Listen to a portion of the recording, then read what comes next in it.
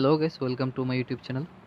Today we are going to see how to uninstall application from your system. For that, uh, click on start menu and then search for control panel.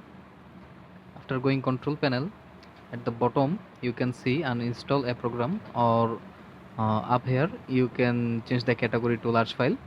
Then you can find program and feature. After entering program and feature, you can see all the application you have installed. Then simply double click on it to uninstall. The other way, back to category menu, then click uninstall a program.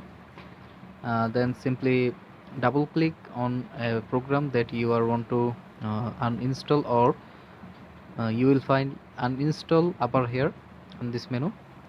So that's one method. The other method is by settings. Then first of all, go to start bar and then go to settings. After going settings, then you can find apps. Click on it. Then you will find all of your application here you have installed.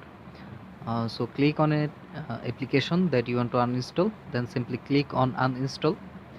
In this way you can easily uninstall your program from your PC. Hope this video helped you. Thanks for watching. Like, share and subscribe.